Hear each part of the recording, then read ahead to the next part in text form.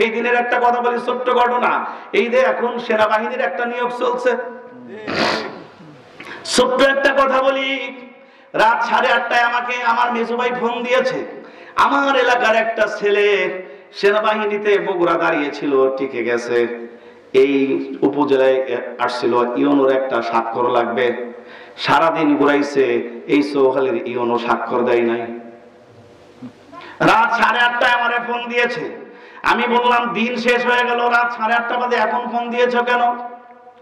বলতেছে কোনো অবস্থাতেই সে স্বাক্ষর দিচ্ছে না। তার মানে কিছু দাও। তার মানে কি? কিছু দাও, কিছু না দিলে স্বাক্ষর হবে না। আমি পরের দিন পাঠিয়েছি, পরের দিনও সে স্বাক্ষর দেয় নাই। আমাদের এই সমাজের আপনারা চেনেন আব্দুল হালিম ভাই, বাংলাদেশ জামাত ইসলামের সাবেক সেক্রেটারি, বর্তমান অন্য দায়িত্বে আছেন। আমি তাকে পাঠাইলাম, স্বাক্ষর করে দিয়েছে। সে সিরাজগঞ্জ গেছে, ওই স্বাক্ষরে হয় নাই। সেখান থেকে আবার ওই অফিসার তাকে পাঠিয়ে দিয়েছে, আরো একদিন সময় দিয়েছে। আর একদিন সময় দিলাম, যাও, যদি ইউনো স্বাক্ষর আনতে পারো তাহলে তোমার চাকরি হবে, স্বাক্ষর না আনতে পারলে তোমার চাকরি হবে না। এবার আবার আমাকে ভারাক্রান্ত মন নিয়ে কান্না জড়িত কণ্ঠে আমাকে ফোন দিয়ে বলতেছে, স্বাক্ষরটা যদি না হয় আমার চাকরিটা হবে না, গরিব মানুষ। আমি আবার আমার মেজু ভাইকে, আমার কিন্তু রক্তের কিছু না, আমার গ্রামের আমার ভাইকে দিয়ে আমি আবার এই আব্দুল হালিম ভাইয়ের কাছে পাঠাইলাম। আমি বললাম, ভাই যেভাবে হোক ওর কাছ থেকে স্বাক্ষর আজকে নিতেই হবে, তা না হলে এই ছেলেটার চাকরি হবে না। এবার রাত প্রায় 10:30 বাজবে, তাই না? রাত 10:30টার সময় আব্দুল হালিম ভাই নিজে গিয়ে, সাথে হয়তো আরো কয়েকজন ছিল, তারা গিয়ে যেভাবে হোক জোর করে হোক এরপরে সেখানে স্বাক্ষর করিয়েছে। আজকে শুনলাম আলহামদুলিল্লাহ চাকরিটা হয়েছে। আমি মেধা দিলাম, আমি নিজের মেধা দিলাম, অর্থ দিলাম, নিজের লোক ব্যবহার করলাম। আমি ওই ছেলের কাছে কিন্তু একটা টাকাও চাই। যা করেছি আল্লাহর জন্য করেছি, যা করেছি সমাজের ভালোর জন্য করেছি, যা করেছি ওই পরিবারের কল্যাণের জন্য করেছি। আপনি যদি এই স্বাক্ষরটা আওয়ামী লীগ বলেন, বিএনপি বলেন, জাতীয় পার্টি বলেন, আদার যত যা নেতা খেতা আছে তাদের কাছে যদি চাইতেন, মিনিমাম 20,000 টাকার একটা মামলা। বোঝো না? কিছু বোঝো না? বোঝো না? স্বাক্ষর দিতেছে না, কিছু না দিলে কি ভাই?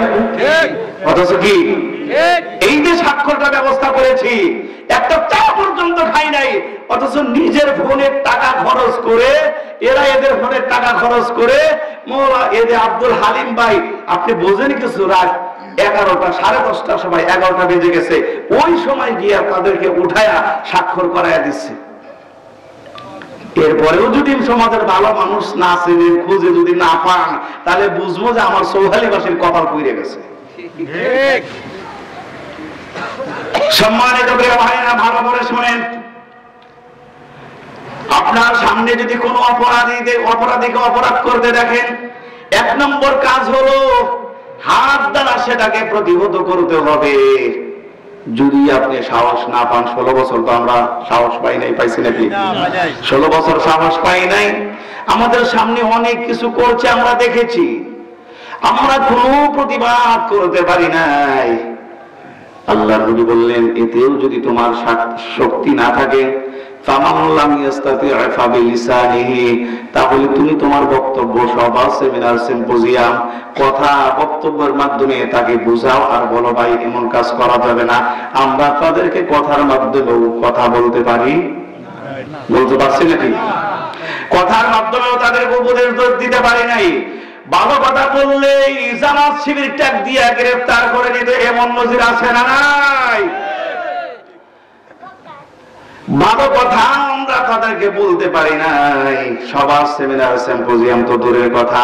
আল্লাহর নবী বললেন, এখানেও যদি তোমার শক্তি সামর্থ্য না থাকে, তাহলে তুমি ফামান লাম ইয়াস্তাতি' ফাবিকলবিহি, তাহলে ওই অপরাধমূলক কাজটাকে তোমার অন্তর দ্বারা তুমি ঘৃণা করো।